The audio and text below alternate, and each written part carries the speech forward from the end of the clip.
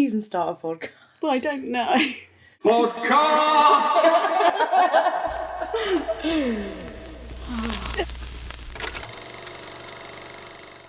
Hello again. We're not in like a house today. We are sitting in Katie's car in the back of some like woodland area. Yeah, we're in nature. That is the reason. We're out in nature. It's not. It's because we were too anxious in the place we were at. But we love nature. Yeah, so it's just a plus. Yeah. And there's a dog over there. There is. Shall I get out and stroke it? If you want to. Just a forewarning, the chip shop in my local village opens in 50 minutes, and if we're still recording, we are going to take you with us to the chip shop to get some chip, because I love chip shop. And if you're not from the UK, chip shop with curry sauce. No, you're not a curry sauce. Are you a curry sauce? I like gravy. Do they do gravy at chip shop? They do. Do you know what I am, Katie? What? And I'm not going to get them today. No, don't even say it. I won't say it. I'm sorry. You can say it. Mushy peas. Mushy fucking peas. I just like dipping my chips in them. That is a crime. Yeah, it can be considered a crime. I think it should be punishable by death. We're actually recording this at the time we were going to release it. Oh my God, yeah. Like, it's just gone through. But it's, yeah. We're late recording. I've been off all week because I had a holiday. Well, I wasn't actually on holiday, but I was on holiday from work, if that makes sense. Booked holiday. Yeah. And things have just happened, and Pumpkin had her spay, and she's been so sad. She's currently at home with Rachael, so she's not lonely. But yeah, so she's recovering, and just stuff has just happened. My car went wrong. Oh my God. Yeah. I'm like, you're really good cat parents for organising her spay for when you guys are both not at work. Because she's, like you say, how she's been, it would be so cruel to leave her. I know. You should get a camera to watch her when you're not we there. want to. That would be so cute. It would. I always wonder what my pets get up to. Yeah.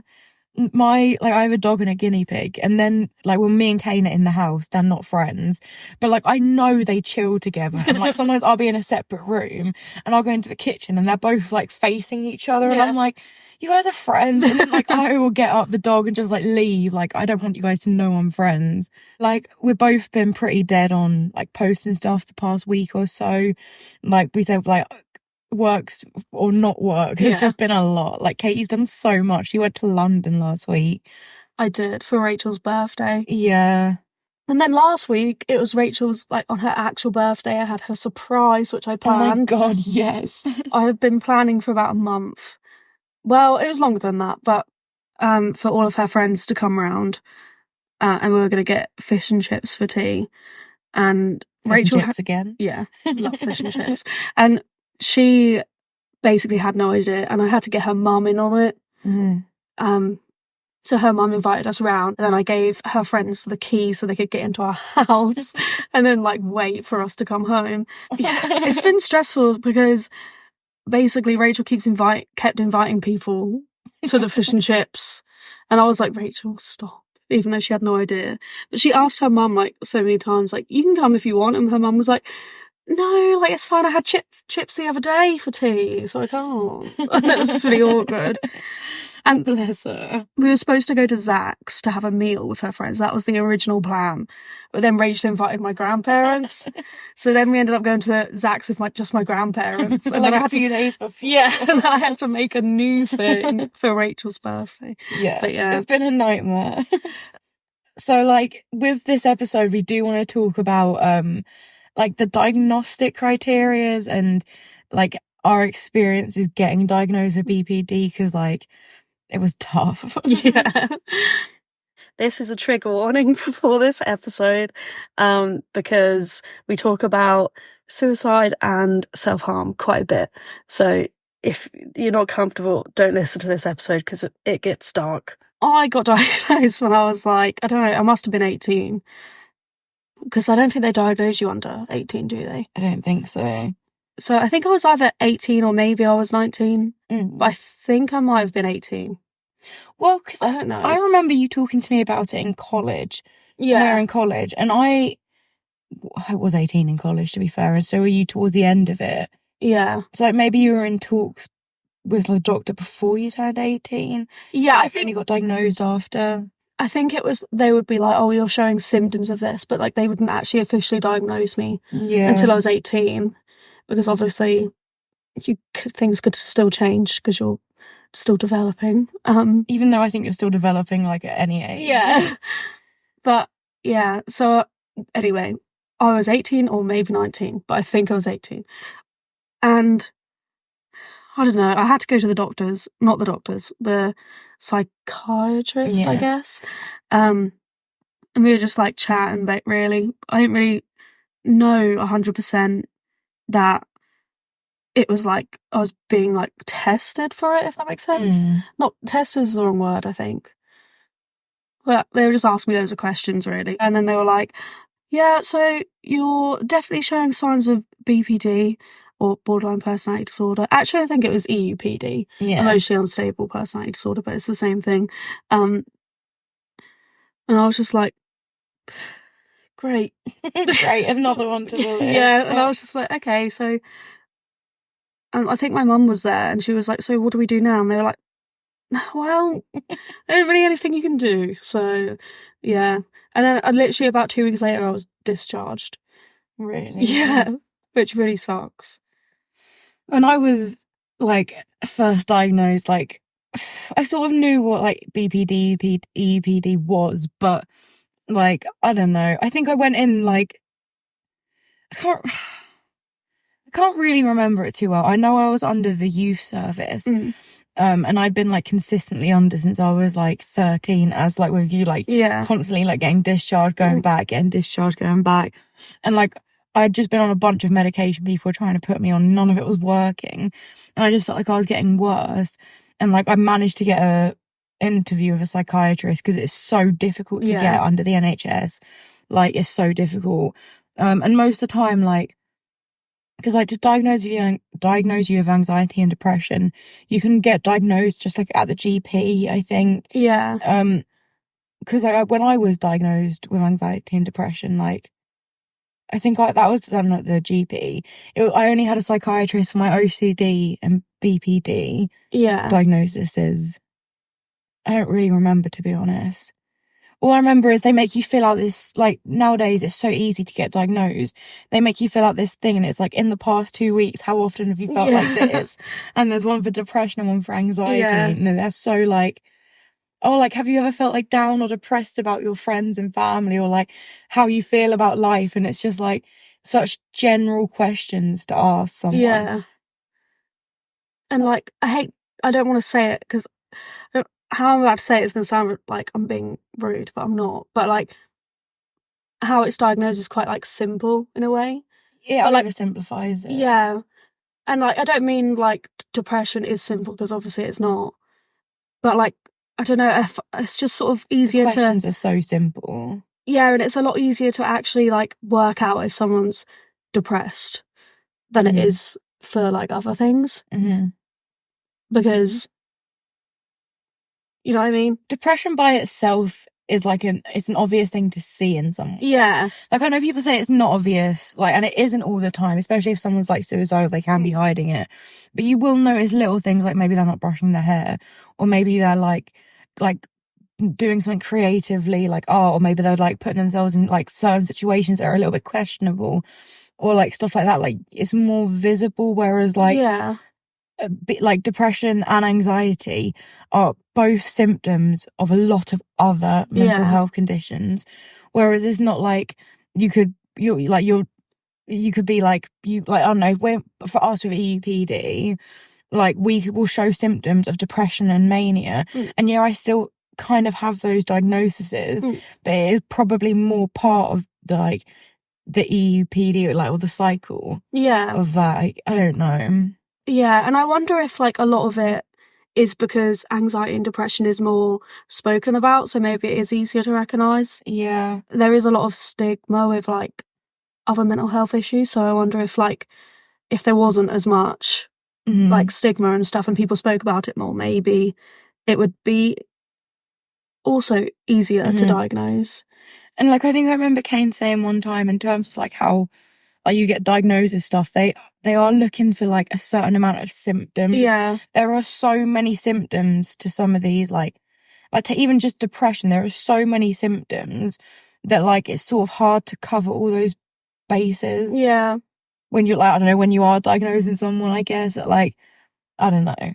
It's crazy to me how people can like listen to you talk and be like, oh, this is what you have. Yeah. But like a lot of the time I feel like I don't even know if I am mentally unwell or if it is just like my train of thought. Because like I do get like locked on to certain ideas and like I understand like I do think very negatively and that does like feed the parts of me that are depressed. But I don't know if I have depression or if it is just like how I think. But is that depression? Is it based in how you think?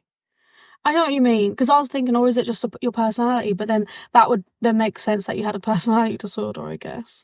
Yeah, that makes sense. But at the same time, like, when I was first depressed and, like, started to feel horrible, I was probably, like, 11 or 12, I feel like my thought process was probably a lot healthier than what it is now, but because I've been depressed for so long and mentally ill for so long, it's now sort of evolved into your personality. Yeah, it's like I don't remember a time when I wasn't mentally unwell. Yeah. It's like I've just had to grow with it, and like especially at the age we are, so I'm 25, like I was depressed throughout my entire teenage years. The parts when like you go to college, you go to uni and you're supposed to become an adult, I did become an adult, but because I was depressed, like I had to figure that shit out with the depression. Yeah. It's like you've got your house, you've got like all these jobs and shit, and it's like you've only managed to like find a point where you're comfortable with the depression. Yeah. Exactly. And what I find really funny is just the fact that, like, it's not even funny, it's just sad.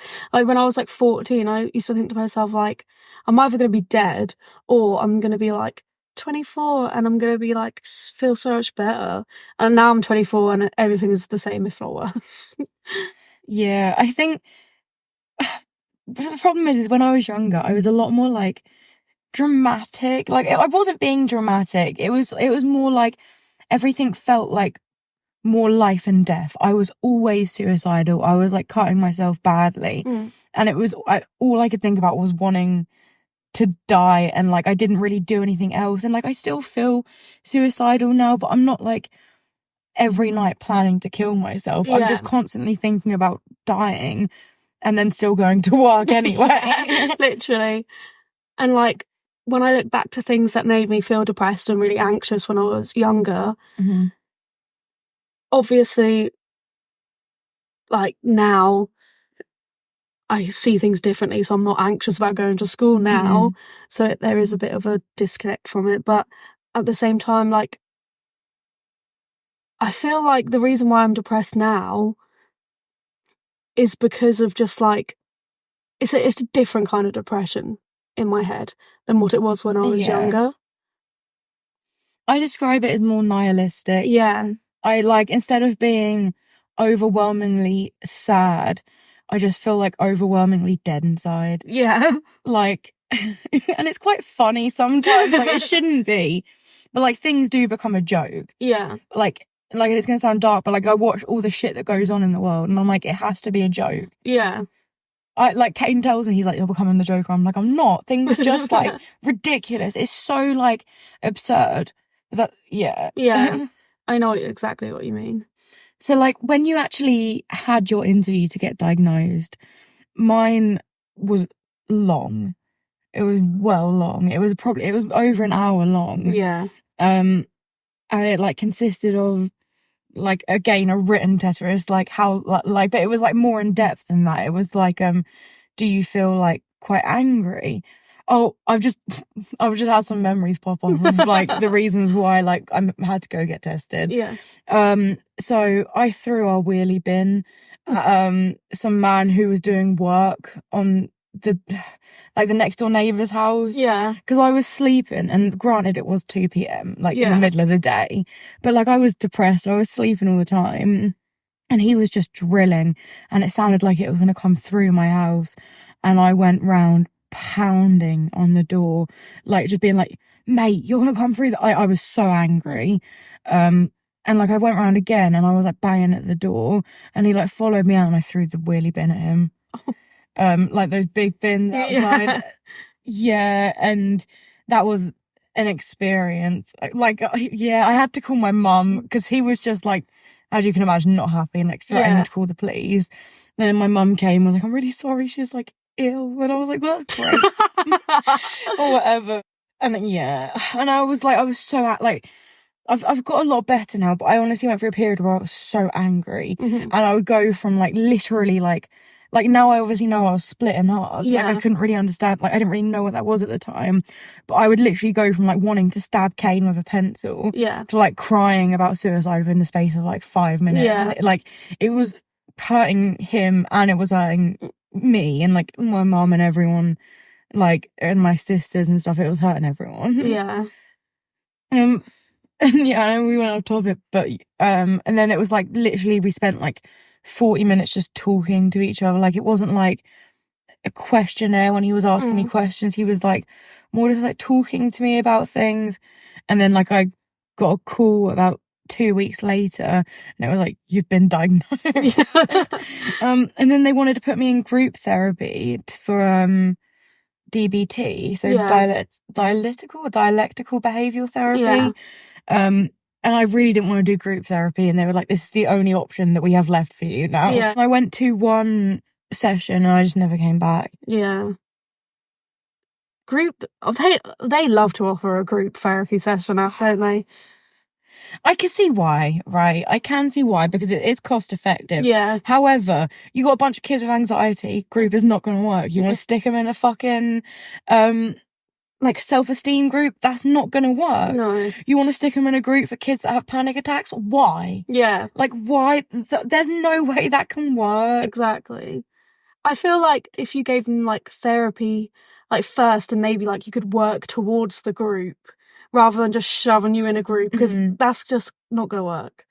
So like I know nowadays like they categorize when diagnosing you into 4 different main areas, whereas like when we were diagnosed, like I think you said you were 18, I think I was about 19, 20, there was like 9 main categories, but like they've recently like made it feel like put it in a little bit smaller, which fair enough, but like I've got the list, and it was the first 9 were frantic efforts to avoid real or imagined abandonment.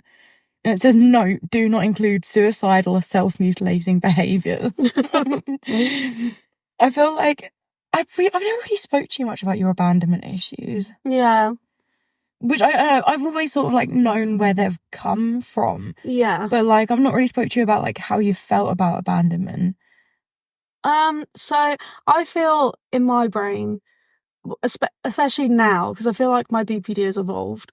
So like how I feel about abandonment now is my brain instantly goes to abandon them before they can abandon you. Like it's very much on the self-defense of it. So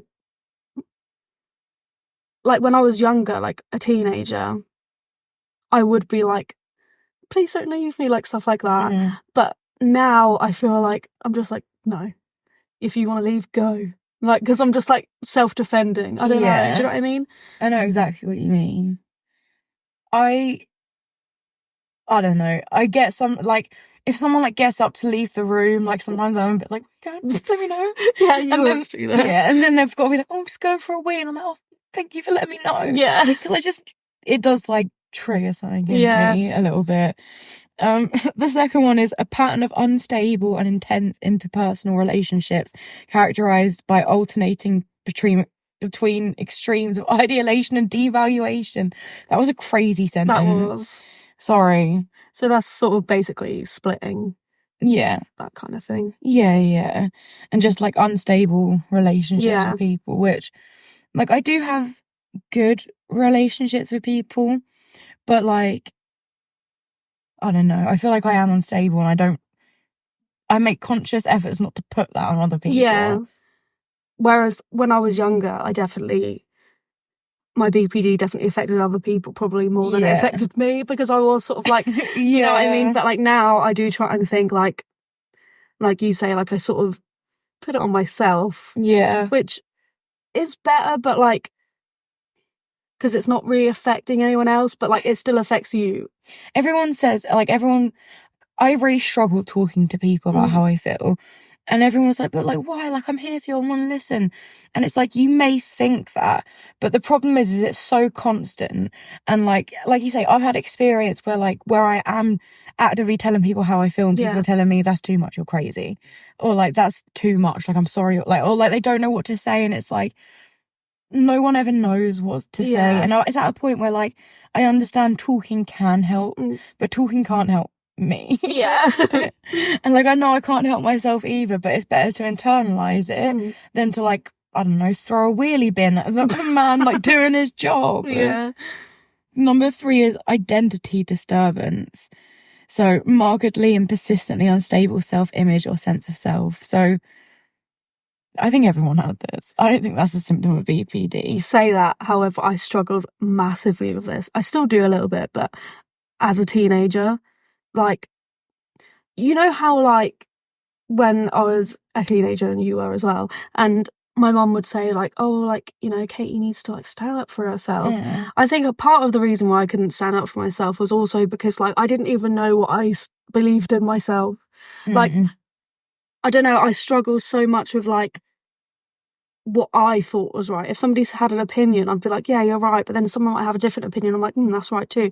And I couldn't like, I found it hard to like form my own opinion, and like, I didn't know who I was. And like, yeah, I felt like every day I woke up and I was a completely different person to what I was the next day, like the day before.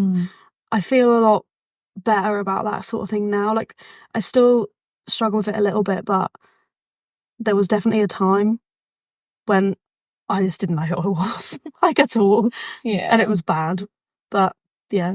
I feel like when I'm particularly overwhelmed, my sense of self is one of the first things I dismiss. Yeah. Opposed to anything is like I've said it so many times, but like just actively being perceived. And I think sometimes like being able to like, I don't know, not think about your sense of self or who you are is like, it's not a good thing, but, but it can be useful. Yeah. But I understand like when you first like start experiencing symptoms like that, it can be so scary. Like with like disassociation, depersonalization and stuff, like I understand it's a coping mechanism now, but it can be really like, you don't know what's going on. Yeah. It's just confusing and hard to explain to other people. It's hard to explain. I remember when I was in high school, I went into assembly one time and I was having a panic attack. And like, I felt so disassociated, and like people were like talking to me, but like I wasn't really like, couldn't really like comprehend the fact that they were like in my presence, and everyone was so freaked out. And like, granted, I was like severely disassociated, but like even like the care and guidance people, all those kind of stuff, they didn't know that like, or I was disassociated. Whereas now, like, if any of my friends are disassociating, or if I am, like, I know what's going on, and it feels a little bit more comfortable. Whereas like, it's crazy that like no adults, literally no one could tell me I was disassociating, because like, it's difficult. Number 4, something I struggle with greatly: impulsivity in at least 2 areas that are potentially self-damaging, e.g. spending, sex, substance abuse, reckless driving, binge eating. Binge eating, yeah. Yeah. I love binge eating. Well, no, I don't. That's really bad for me to say. I'm going to cut that. I binge eat a lot, though. Yeah. It's just, it can be like a sensory and comforting thing sometimes. And like, I used to, like I said it last episode as well, I think, like going out really late at night into really creepy places, like putting myself into like situations I shouldn't really be in, and like on the internet as well, and like just doing things that like I shouldn't be doing. And I get like, and not even just like that, like spending, like me and Kate were talking about this earlier, like I, throughout my life, like again, I'm 25, I've probably been about 10 grand debt. Yeah. Like with things that I've just struggled to pay or like not paid or not really cared about paying because I was going to buy myself a new pottery wheel. Or like, I don't know, spend money on like stupid ass shit that just like I thought would make me happy at the time. And it did for a while. Yeah. But yeah, I struggle with impulsivity control. Yeah. And like, I just love to spend money. yeah. Gives me a buzz. It does give you a buzz. Reoccurrent suicidal behaviour, gestures or threats or self-mutilating behaviour. Tick, tick, tick, Yeah, tick. literally. That's pretty self-obvious. And I think we've said so many times that we both struggle with that. And like, to be fair, I've not caught myself in like a while. No, neither have I. The thoughts have been there though. The thoughts have been there. I don't know why I stopped doing it.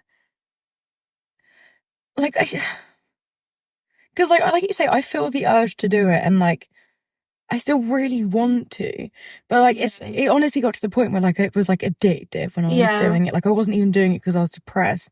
I was doing it because I sort of like liked it in a sadistic way. Like, it was addictive, and like, it did for me. It got to the point where, like with a lot of like addictions, like it wasn't doing it enough. Like it wasn't.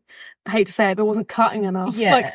Like and you like keep going deeper to try and like make it like feel the same, and it just didn't. And then some like bad things happen. Yeah, and then it's like it's not giving me what I want it to, because it's like I've gone too far into this territory. We should put a trigger warning at the start of this. Yeah, well, yeah. Because like the other ones we've sort of spoke about it, but like we've actually gone quite hard. We've gone quite hard. Oh my God. Are you okay, by the way? Yeah, I'm good. Have you been suicidal some of your recent few days? Is that why it's so fresh in your head? I'm suicidal every day. Yeah. It was like last month when I was like really like getting the itch to like cut myself. Fuck. I know, but it passed. Good. I'm glad it passed. Number 6 is affective instability due to a marked reactivity of mood, intense episodic dysphoria, irritability, anxiety, lasting only a few hours and rarely more than a few days. That's just like, is that our hyperfixations? I think, and I also think it's similar to like, because they say that BPD people don't experience mania, they have euphoric episodes. Yeah, it's like, I think it's hypermania, which is like, it's not proper mania.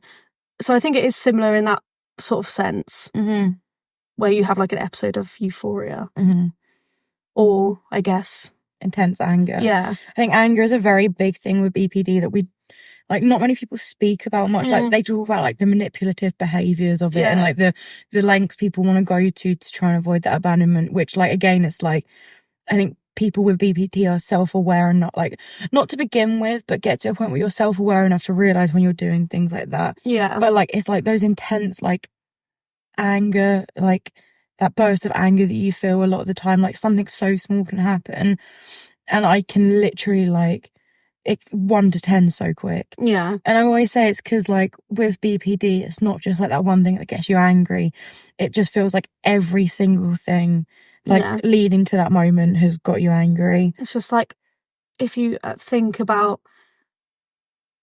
like if you had a match for every time you were angry and then all of a sudden every single match gets lit at once. Yeah, that was a really good analogy. It was. You should write a book. I should.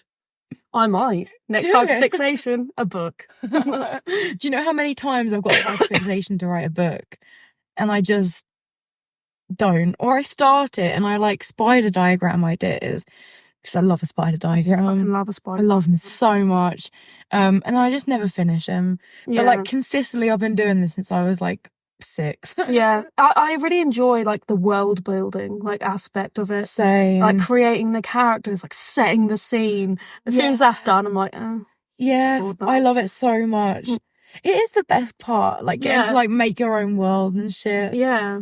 But then, like you say, after that, it does just fizzle out. I actually got to write this now. Yeah, like we could have written the next Lord of the Rings. We could have. And it just would never have come out God knew we would be too strong if we didn't have BPD. That's why he gave it to us. 7 is chronic feelings of emptiness. I think we literally spoke about that earlier. Yeah. 8 is inappropriate, intense anger or difficulty controlling anger. Spoke about that as Spoke about that as well. And 9, the last one, is transient, stress-related, paranoid ideation or severe dissociative symptoms. Wow. I think I am a paranoid person. Yeah, me too. Like, I don't know if I am paranoid, but like, I don't know, I struggle distinguishing paranoia between paranoia and like something else. I know what you mean. Like just like anxiety. Yeah. Like, yeah, because it's like, am I actually just really anxious or am I paranoid? I think for me, the line gets crossed into like proper paranoia when I start thinking things that are like ideation. Yeah, and sort of like a little bit, you know, you wouldn't really say to the doctor out of fear of being put in hospital. Do you know what I mean? Well, I actually told the doctor the other day, I don't know how I felt about this. I was like, like sometimes I think like things are controlling my friends and like trying to turn people against me. And they were like, that sounds just like a religion. And I was like, what? And they were like, the way, like, because I did speak a little bit how, like, I think it's like chaos and like, whatever, chaos and order. And she was like, that just sounds like a religion. Like, I can see like why someone would think that. It's good you're so passionate. And I'm like, I'm telling you my delusions right now. Yeah. Like, you are a doctor and you're feeding my delusions. And it's like, because I'm at a point where I can differentiate when like, not all the time, but like a lot of the time when things are going a bit too far. But Kane's always like, just go to the doctors because this could like, it could get worse. Yeah. And I've tried so hard and like they just tell me it's a symptom of BPD. Mm.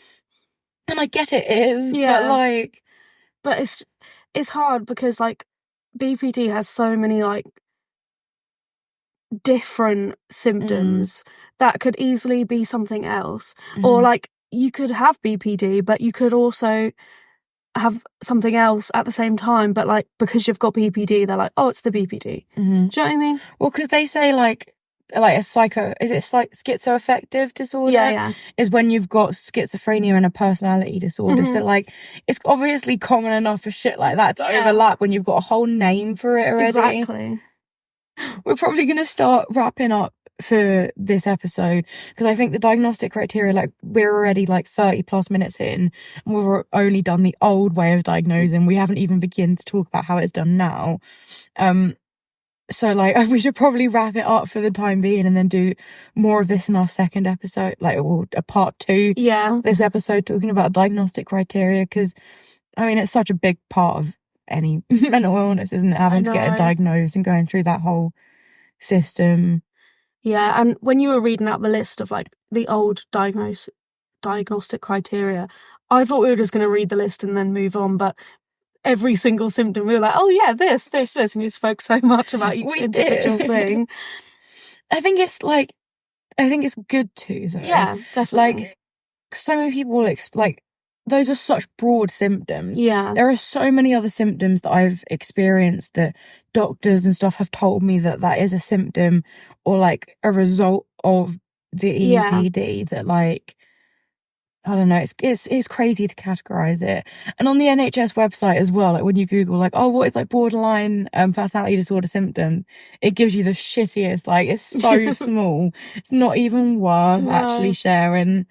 I would love to know if anyone's been diagnosed privately. Yeah. And like that kind of experience, like, because we're both NHS, but I think it'd be so interesting to get diagnosed privately. Yeah. I wonder if it is different or if they use similar sort of like things that the NHS does. Yeah. So if you have been diagnosed privately, let us know because I actually am interested to know.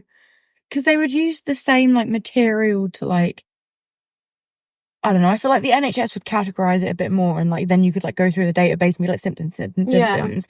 But I feel privately they might know more about the symptoms and like instead of like needing you to meet certain criteria just by like having a chat they can figure it out. I don't know. Yeah, it'd be interesting to know. Even if no one listening has been diagnosed privately, I'm still going to Google it. Yeah, same. I was so interested. Me and Katie, we spent like 15 minutes earlier watching a documentary about how printers work, and it was life-changing. It baffled me. I can't believe that's how they work. If you don't know how printers work, please go out of your way and watch a video, because you will be amazed. Honestly, like, I had so many questions beforehand being like, I don't understand how it works. Like, it just is, it's magic. But then when we watched it, I was like, oh, I can't believe it. It's even crazier than I thought. Science is magic. There are some parts that, like, that's crazy. Like, those amount of small dots can make up an entire picture, and we don't even see the dots between because it's so small. Like, yeah. And also, what else is crazy is just like the fact that like someone thought of that. Some people are so intelligent. I know, and it's like, if somebody said to me like, if I died and then I woke up and it was actually, we were just in a simulation, and they said like, did you have any idea? I'd be like, printers. I did think that was a bit weird. Like, do you know what I mean? Yeah. That is something I would look back and be like, oh, I knew that wasn't real. Yeah. There's no way that could be real. Mine is candle wax, because like, where does the candle wax go? Because when you have a wax melt, the wax doesn't go anywhere. You're left with the same amount of hard wax. But when you have a candle, the wax dissipates, the candle goes down, but where does it go? It can't all be burned off in heat, because it's not when it's a wax melt. That is so true.